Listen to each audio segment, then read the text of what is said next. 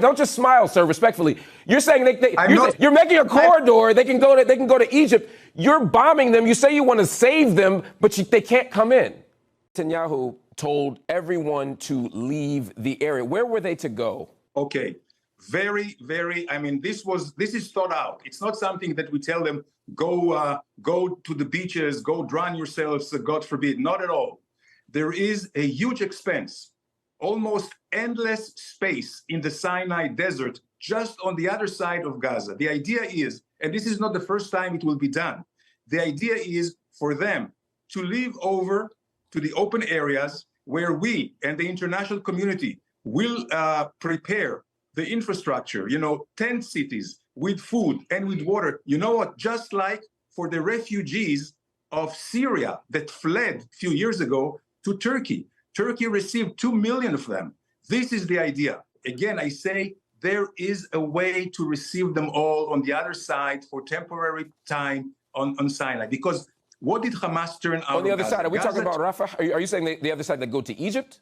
Yes, absolutely. Absolutely. And Egypt will have to play ball because this is human life is at stake. He said that the humanitarian situation, quote, will only deteriorate exponentially and that crucial life-saving supplies, including fuel, food, and water, must be allowed into Gaza. So the UN is saying you must do this. You are saying you're not going to do this.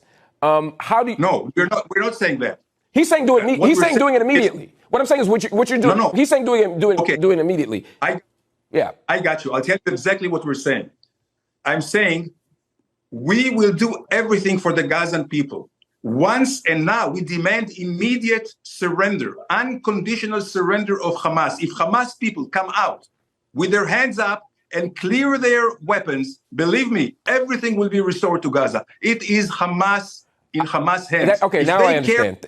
Thank you for clarifying that, sir. I think we're actually on the same page here. You're saying that once Hamas leaves, you'll grant the Gazan people food, shelter, fuel, electricity, hospitals, schooling. And if they don't, and if Hamas doesn't leave, then they'll continue to starve and die in hospitals. You are defining for the international community right now collective punishment. You're saying until Hamas acts differently, the 2 million people in Gaza are going to be treated this way. And once Hamas acts differently, these 2 million people in Gaza will be treated better. That is exactly what collective punishment is. You're holding them accountable for the actions of others. That is the definition, the textbook definition of collective punishment, sir. Now, you may accept that that's what you want to do, but this is absolutely a contravention of international law. Well, I'll tell you exactly. No, had we pushed them into the wall, we're not pushing them to the wall. We want to open a humanitarian corridor so they can leave.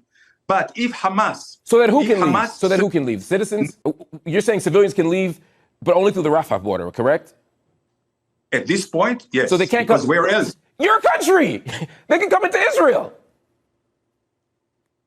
I'm telling you one more thing I want to say. I want you to address that point. Don't just smile, sir, respectfully. You're saying you're making a corridor. They can go to Egypt. You're bombing them. You say you want to save them, but they can't come in.